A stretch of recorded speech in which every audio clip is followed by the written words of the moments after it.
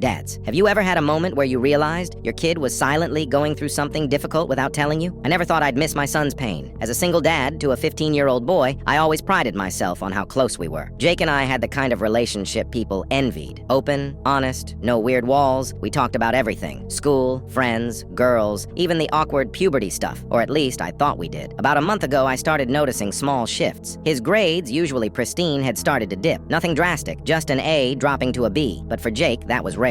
I asked him about it, and he gave me the usual teen response. Just a tough semester. Then he changed the subject. The real red flag came the weekend of his basketball tournament. Jake's team had made it to the finals, and he was the captain. He had been talking about it for weeks. Then suddenly, the morning of the game, he said he didn't want to go. Not feeling great, he mumbled, staring at the floor. This kid once played an entire game with a 102-degree fever because the team needed him. That's when I knew something was wrong, deeper than just school stress or being tired. That night, I passed his room and heard muffled sounds. I cracked the door open and found him sitting on his bed, hunched over his phone, wiping his eyes fast, like he didn't want me to notice. "You okay?" I asked. "Yeah, just tired," he said quickly, locking his phone and forcing a yawn. I nodded, but something about that moment stuck with me. The next day during my lunch break, I drove to his school. I told myself I just wanted to drop off a snack or something, but really, I needed to see for myself. I peeked into the cafeteria and scanned the room. There he was, sitting completely alone, poking at a sandwich. Across the room, his usual friend group was laughing, talking, tossing chips around like nothing was wrong. Not one of them looked his way. That image punched me in the gut. That night, while he was in the shower, I broke a rule. I opened his phone. I told him I wouldn't unless I had real reason. I had one now. What I found crushed me.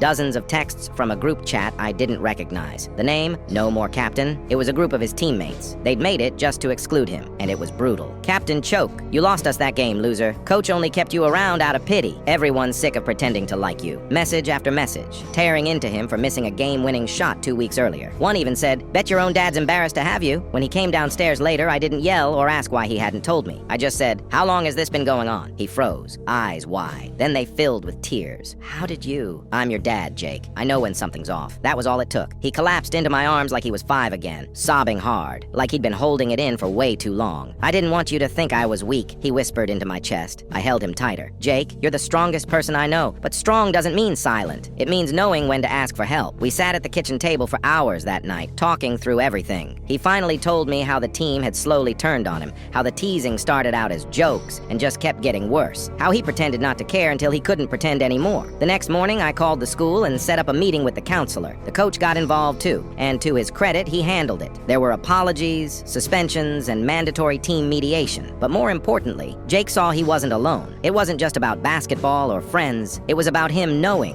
really knowing, that I was in his corner, no matter what.